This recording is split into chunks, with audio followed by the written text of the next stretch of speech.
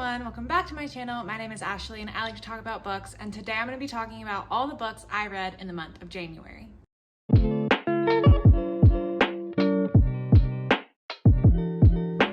January was sort of a weird reading month for me. I DNF'd more books than I usually do. I read more books than I usually do at this time of year. I was just in the mood to read a ton, so I got through a lot of books and I was ruthless. I did not care if I was not enjoying a book. It went to the DNF pile and I stopped thinking about it. So this is going to be a weird wrap up. Also, in my wrap ups recently, I have been doing some math of figuring out how many books I have on my physical TBR. So I subtract anything that I read or DNF or unhaul from my physical TBR number and add any that I add to my TBR by buying books or receiving books or whatever to my monthly numbers as well. If you saw my recent unhaul video where I unhauled like over 40 books, then you would have seen me talking about the fact that I don't even know what my physical TBR is at this point. So I'm gonna have to recount, which I'll do after this video. I could have counted and then came to the video ready to film with the numbers, but I didn't do that. So I just want to go through all the books I read and then I'll go deal with the numbers and then come back and you won't even know what happened. So first, let's start with the books that I DNF'd this month. So the first book I DNF'd is one that was on my most anticipated books list. I really thought this book had the potential to be one of my favorites and it just didn't work out. And that is Instant Karma by Marissa Meyer. The reason I was so excited about this book is because Marissa Meyer wrote The Lunar Chronicles. The Lunar Chronicles is my favorite series of all time. I'm going to talk more about that series later in this video and that'll make sense later, but I just really love the Lunar Chronicles, so I really thought anything Marissa Meyer wrote that I would enjoy. And she had this new book coming out that was a young adult contemporary story about a girl who gets the ability to enact instant karma on anyone she chooses. So it's set in the real world, but there's this little bit of magic element to it, and that is also one of my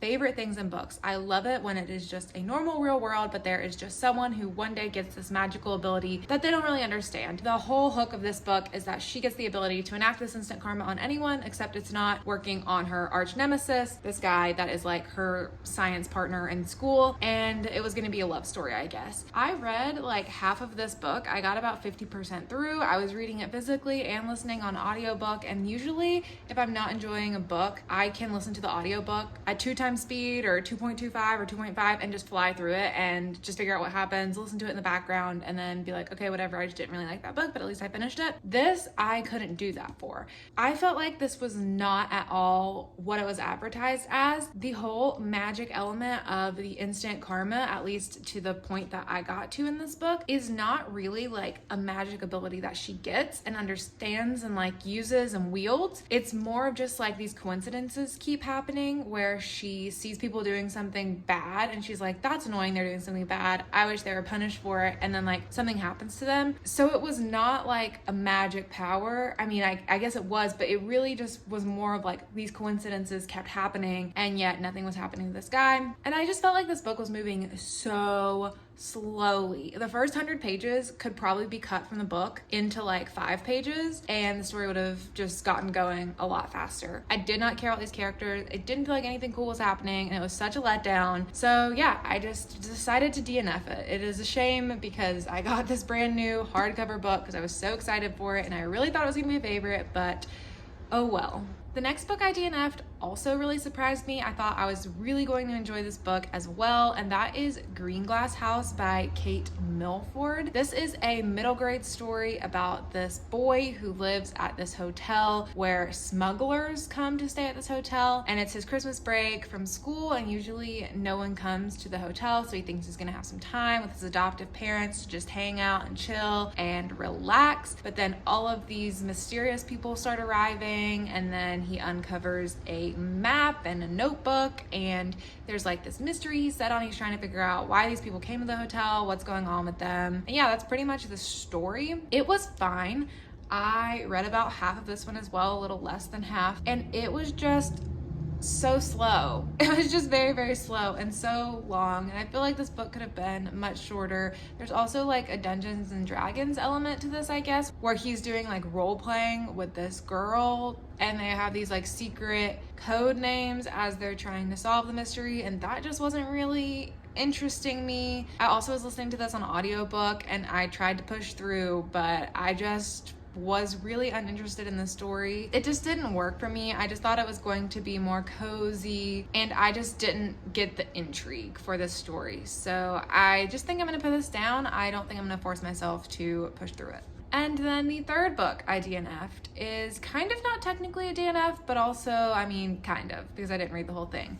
But that is Hark, the Herald Angels Scream. This is a short story collection of Christmas-related horror stories. I think I talked about it in my Winter Ween vlogs. I never fully anticipated to finish this book. I don't really read short story collections at all, so I didn't know what I was going to be feeling as I went through this book. I just wanted to read like at least a couple short stories. It really intrigued me. The cover was hilarious. It just seemed like a funny, cheesy, like horror, dark comedy kind of short story collection. If I read this whole book, I'd probably give it like a 2.5 or a 3-star rating. That's where it's sitting like right now. And I think I stopped like where this first green bookmark is, so about halfway through this book as well. I just put different bookmarks here for different places I wanted to read the stories. The last story is really long. This is the chunk of the last story, and the other ones are like 10 to 20 pages. This last one's by Sarah Pinborough, which is one of the authors I was excited about, and I don't know, I still might read them at some point, at least the last couple of stories that I'm super interested in, but I'm just gonna be kind of done with it for now. I read like half of the book. Some of the stories were good, some of them were disappointing. I think my favorite story is the one by Shauna McGuire. That one just was really creepy and had a nice atmosphere to it and just good intrigue. But as for the rest of the book, they were just kind of fine. There were some stories I was really pushing myself through and didn't really care about, so I decided that I would just call it a time for this one. I always kind of knew this was going to happen with this book, so it's not too surprising. So now we can start talking about the books that I actually read this month, and I'll start with the books that I read for my Winter Ween vlogs. Winter Ween was a readathon that was during the first week of January, hosted by Gabby Reads and Olivia from Olivia Reads a Latte. I read a lot of horror books during that week, some good, some less good, and so I will also link you to my vlogs. I had a part 1 and part 2.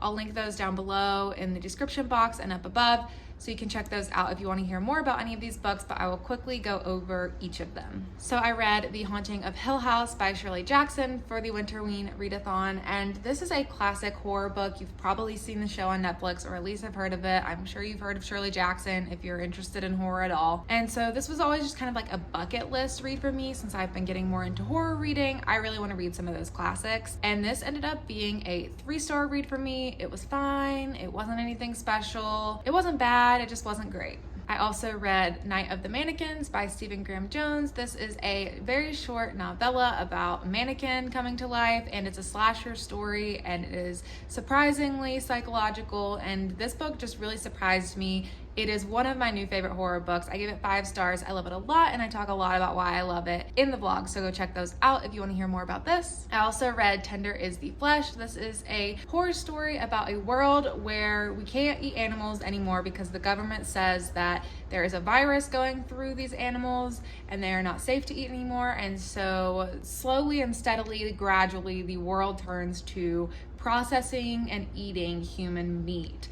And it follows this one guy who works in a factory. He ends up getting gifted a human to like farm, basically. You can really do whatever you want with them. And you just follow his story as he goes through this process and is conflicted with what's going on in the world, but doesn't really know if he can do anything to stop it. This is super gross. If you have a sensitive stomach, probably not a good book for you. I gave this book around 4 stars. I thought it was pretty interesting. It was kind of like a Black Mirror episode. I just had a little bit of trouble connecting fully to the characters. I wasn't really interested in the tone of the story, and the way it was written in particular It wasn't my favorite, but it was pretty good. I also read Truly Devious by Maureen Johnson. This is the start of a young adult mystery series where a girl, Stevie, ends up going to this prestigious boarding school situation, and she is there to solve a mystery that happened like 100 years earlier when the school was founded, and you go in dual timelines to see what happened when the tragedy happened at the school initially and what is going on with Stevie now in the present day as she's trying to solve the mystery that happened then, and also some mysteries going on in her current day situation. A lot of people have said really great things about this book, but it just didn't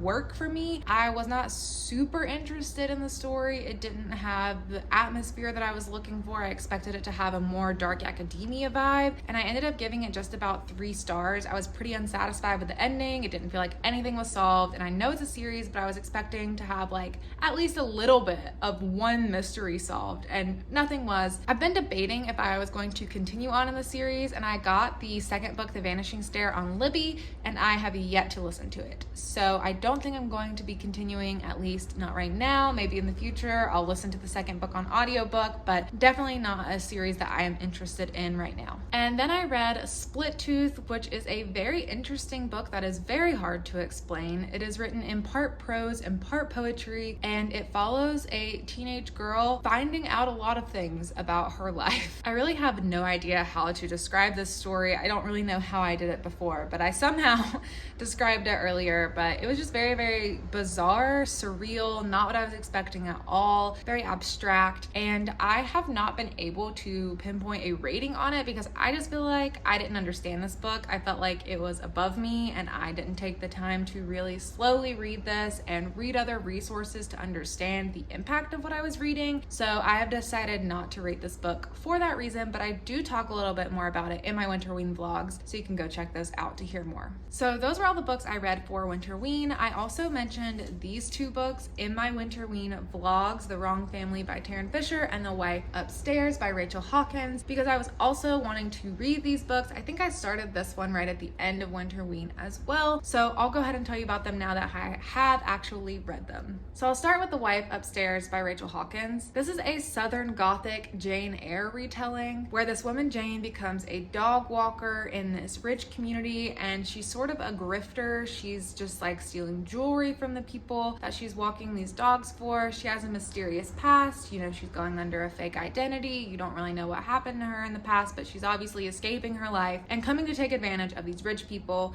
And then she meets this guy, Eddie, in the neighborhood who is instantly attracted to her, and she decides that she can take advantage of him, and they end up entering a relationship. And if you know things about Jane Eyre, then it's probably not a surprise, the title or kind of what's going on in this book. I haven't actually read Jane Eyre, so I don't know how this book was different from the actual story. I just know the general idea of Jane Eyre, that there is a woman in the attic, and in this book there is also a woman in the attic, but I'm not sure the exact details, so I won't tell you anything beyond that so I don't spoil anything for either of those stories for you. But I had a ton of fun with this book. I didn't really know what to expect because, like I said, I haven't read Jane Eyre, and thrillers have just been kind of hard for me lately. I feel like I'm having a hard time really getting into thrillers. The more I read, the more picky I get with what thrillers I really enjoy, and I've read a lot at this point, and so it takes a lot for me to really be interested in a thriller. But I gave this one a 4.5 stars because I just had a really good time. Is it the most well-written book? No. Are there a lot of stupid things that happen in this book? Yes. But was it a fun time? Absolutely. I've heard people bashing some elements in this book, but even the people who bash it tend to still like it. It's not a stupid book by any means. Like, it's not a stupid thriller. There are just some things about the characters where it's like, why would the characters do that? Why is this character so obviously bad? But I feel like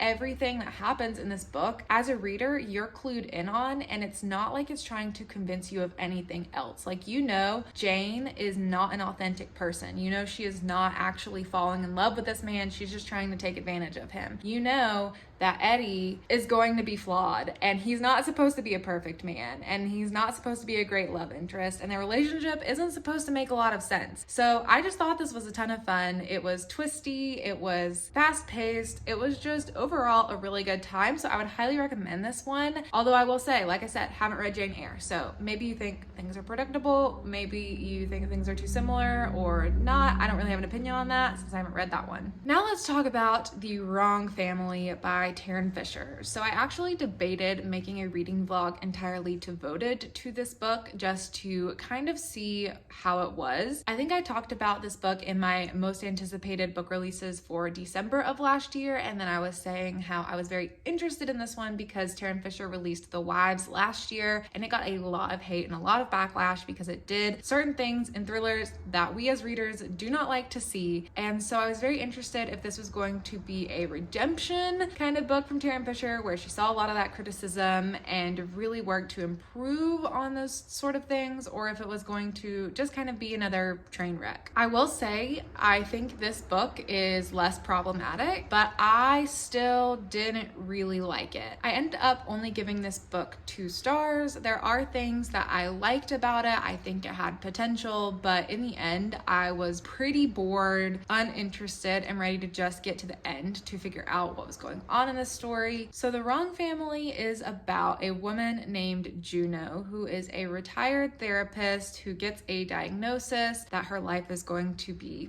ending for the condition that she has, and so she just wants to live out the rest of her days in peace and harmony. And so she ends up living with this couple, Winnie and Nigel Crouch, and while she is living with them, she overhears their arguments and things that are going on in their family. They also have a teenage son, and she starts learning about some secrets in their family and debates on whether or not to get involved, because she also feels like she has mistakes that she's made in her past, and this could be her chance to do something good for the world and make it right before she passes away. So that's the synopsis of this book, but that's not what's really going on in this book, and I can't really say anything more about that without spoiling what goes on and the big twist in this book. I will say I really did like that aspect of it, that you have the synopsis, but that's not what really is going on. But I will also say it wasn't super surprising and a huge twist for me because it took a while to get there.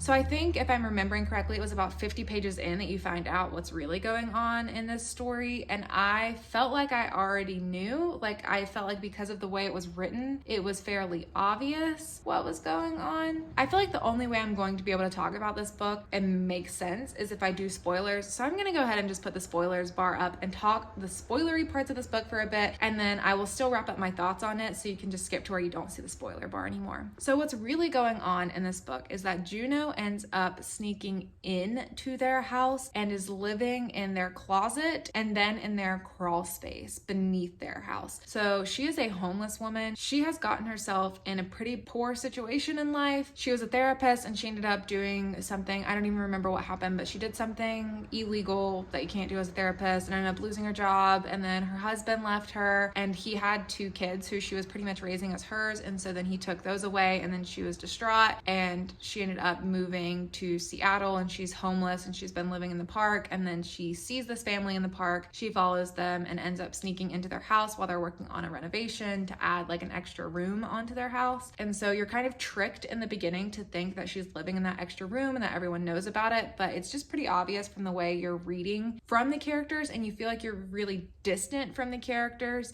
and you never see them interact. It becomes pretty obvious, like, oh, I don't think they know that she's there, because they don't even know each other. You never see them interact. It worked for a little bit, but it was stretched a little bit too long before the twist came that I already figured it out. But I'm like, I still think that's cool. I still think it was a cool concept. I still think it worked really well to have that as a synopsis, but find out that something different was going on. But I do think with that concept, this could have been so much better as a like horror book, as a pure horror book. It had horror elements, but it was really more of a domestic thriller. But I think if Tarryn Fisher would have just leaned fully into the horror genre, this book would have been so creepy and so good, because imagine somebody secretly living in your crawl space. That's horrifying. My other complaint with this book also falls in the spoilery category, I guess, so I'll just go ahead and talk about it here before we put the spoiler bar back off. I just felt like this book was trying to tackle too much. It was trying to tackle homelessness and incarceration and mental health and privilege and class and just kind of what society does to these people who get bucketed in these different categories and have to go through the prison system, and how that doesn't really help you do better in life. I think all those things make sense, and it could have been done in a stronger way, but that's also why I'm like, this book should have just leaned into horror, because with the horror genre, you really have the ability to create these stories that really transcend into the real world and talk about these intense subjects and really portray it in a really interesting way, and it could have gotten way more psychological. But yeah, it just didn't fully work for me. I didn't feel like anything was fully done. I didn't feel connected to the characters enough to get that message. Overall, I feel like this book just did not live up to its full potential. So I gave it 2 stars. I think it could have been a 4-star if it would have made a couple adjustments, leaned more into the horror genre, done more in connecting some of the main themes, and really made me connect to the characters more. But I liked the idea of it. It just wasn't perfect. I'll talk about the next 2 books I read just together because they are part 1 and part 2 of a graphic novel series. So like I said, I was going to talk about the Lunar Chronicles more in this video, and these are the graphic novel spin-off little series things from the Lunar Chronicles called Wires and Nerves and Wires and Nerves Volume 2 Gone Rogue. So these books follow Aiko, who is a robot. What's the word I'm looking for? I don't know. Aiko's a robot, and they follow Aiko as she takes on the challenges that are left in the world following the conclusion of the Lunar Chronicles series. If you haven't read the Lunar Chronicles, I guess this will be spoilers for you, but you probably won't even understand what I'm saying, so it wouldn't even really matter. But the basic premise with these graphic novels are that after everything has happened in the Lunar Chronicles, these wolf hybrids that were used as Lavanna's army are upset and starting to attack people on Earth because they want Selene to reverse their mutations so that they can be human again.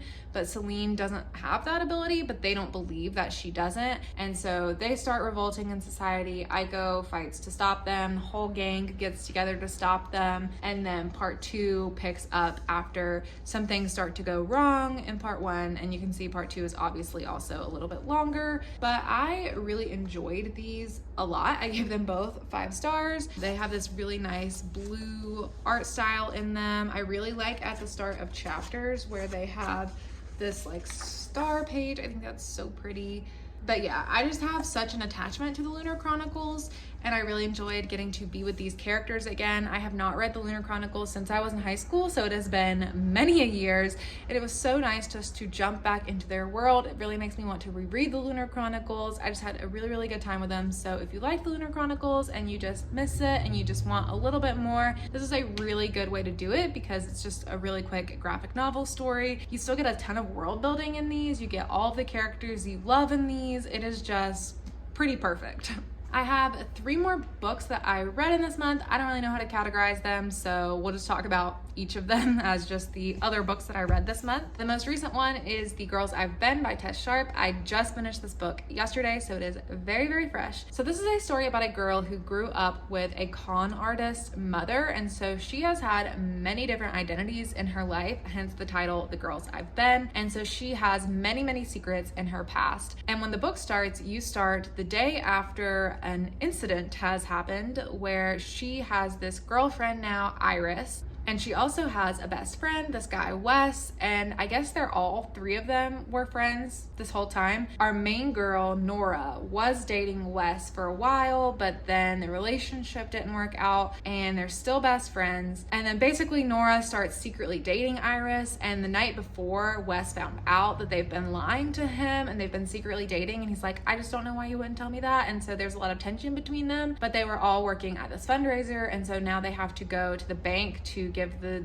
deposit for the amount of money that they got from this fundraiser. They all have to go together. It's awkward. Nora brings donuts. It's a weird time anyway. There's already so much tension between them. And when they go to the bank, a robbery starts happening, and then they become hostages in a bank robbery, all 3 of them together. And it is so intense. It is so fast paced. I just love the way this book was written and the way it goes back and forth between Nora's past and different girls that she's been. The basic idea of this book is that she has taken all these lessons from this really, really harsh, traumatic past, and each girl she's been has been able to teach her something that has shaped her into who she is today, which is what's going to help them get out of this situation. But it's also just really interesting because Iris has secrets of her own, Wes has secrets of his own, and I just really like the way they all come together through this book in this really harsh situation and learn about each other and work together, and it was just a really great time.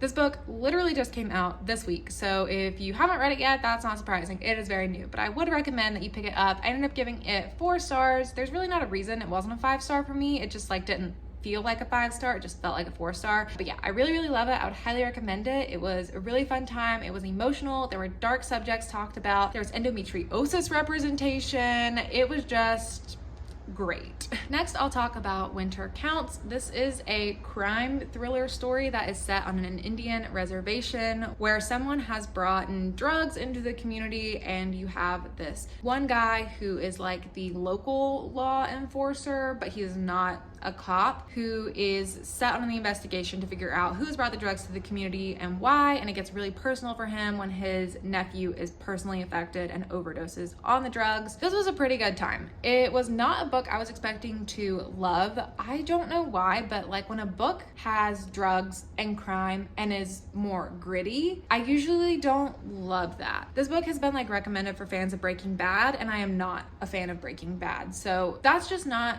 my preferred themes in books or thrillers. I have no idea why. I just don't really like that a lot. So I wasn't expecting to super love this book. I did give it 3.5 stars though. I thought it was well written. It was really fast paced. It was a good time. I appreciated what I learned from this story, just about how Native Americans are treated by law enforcement and how they have had to establish their own kind of like civilian person who protects the community because their crimes are just not investigated. I've been aware of what happens to Indigenous women a lot and how they go missing, and that is just never looked into by law enforcement. They ignore those cases, but I haven't read a story really that follows like the drug problem that happens a lot. So that was interesting to read about. I really appreciated the author's note at the end of this. I listened to the audiobook and I thought that was great, so I would highly recommend this one as well. It wasn't a favorite of mine, but I think that's more of just like a personal preference thing for me, but I really appreciate when a thriller can teach you something, so I think this was a pretty good one. And then the last book I have that I read this month is one that is now probably on my all-time favorite list. I just loved this book so much. When I finished it, I just sat and cried for like 5 minutes because it was just such an emotional release from getting through this. And that is Migrations by Charlotte McConaghy. I wanted to read this book all last year. I've owned this book. It's been sitting on my bookshelf ever since it came out. I just thought I would like it. I knew it was something to do with like climate change and environmental fiction, and I took a course on that in college, and so I've always just been really interested in environmental fiction since then. I just love the way it layers a character's story with the greater climate crisis and the ways different authors explore that, so I just already was interested in it for that alone. So if you're interested in that, go ahead and know that you should read this book as well. But I just neglected it for some reason. I don't know why. I would just always like pick up a thriller or something instead of reading this beautiful literary fiction novel. But I'm so glad I finally read it. It is actually very short. I also listened to this book on audiobook part of the way. I did a lot of audiobooks this month because I've been doing a lot of puzzles recently, and that is just a good time for me. But I also read this one physically. But this is the story of a woman named Franny who has had a difficult past. It's mysterious to you. You're not sure everything that she's been through. And so you're following her as she decides she wants to follow the migration of these Arctic tern birds. This is in a world that is more devastated by climate change than ours is currently today, but it is a very realistic near future that you could imagine for the world. And so they suspect that these are the last Arctic terns on the world. This is going to be their last migration. These birds have the longest migration flight and they live so long, and this is going to probably be their last time because it is just such a harrowing journey and they're just dying out as a species. And so she gets really fascinated by these birds and wants to follow them to Greenland, and ends up having to find a ship crew to convince them to take her. And so she ends up on this boat with this crew, and oh my gosh, this book is so good. I literally could cry just thinking about how much I like this book. I love the characters in this book. The characters were just written so well. This book does such a good job of exploring trauma, and oh my god, it's so good. I can't even explain to you. Every time I love a book, I just sit here and go, oh man, it's so good. I can't even explain why this book is so good. And you guys are probably like, how can you not talk about the books that you love? But I'm just like a bumbling idiot when I just love a book so much. But when I hate a book, I can tell you every reason why. But this is just perfect, and I don't even know why. It's just great. It's so good. This book just has everything that I want in a book. It has a great theme, and it does a great job at building up these characters that feel like real people to you. I love the found family aspect of this book. I love the exploration of mental health and trauma, and I love the atmosphere of this book. Like a lot of it takes place on a ship, and I don't read books that take place on a ship often. And so that was just great in general. It was so good. So I would very highly recommend this book, especially if you like really moving literary fiction or environmental fiction in general, then I really suggest that you check this one out. I also forgot to mention I listened to an audiobook this month. It was gifted to me by Libro FM. I'm part of their ALC program. I have a link below if you want to check out Libro FM. I think you get a free audiobook if you sign up with my link. But that was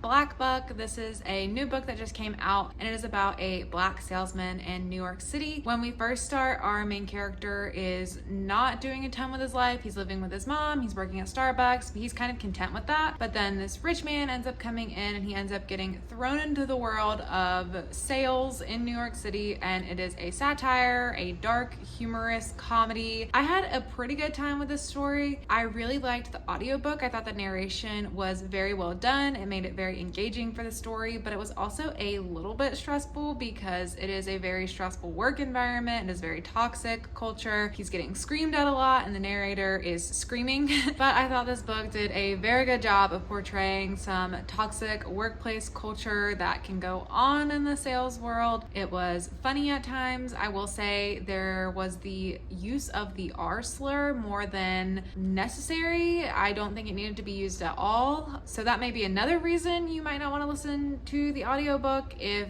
you don't want to hear that. But overall, it was a good time. I gave it a 3.5 star. And that is it for all the books that I DNF'd or read this month. I also unhauled a ton of books this month. Like I said, I have a whole video where you can go check out all the books I unhauled and hear about why I unhauled those books. So my physical TBR number is unbeknownst to me at the moment. So I'm gonna go count what my physical TBR looks like right now. And then I will tell you about all the books I added to my physical TBR in the month of January. So it'll be like a little book haul, and then we'll know the numbers again, and I will be organized and it'll make me happy. So I'm gonna go do that real quick. Okay, so I've just counted every book on my physical TBR, and it's now under 100. So I have 98 books on my physical TBR at this very moment. That includes the number of books that I added to my physical TBR this month. So I'll go ahead and tell you about the books that I added this month. 2 of the books I added are books that I read, and that is The Girls I've Been by Tess Sharpe and Wires and Nerves, the 2nd volume in the graphic novel series. So wow, I actually bought 2 and read 2 in a month. That is unusual for me.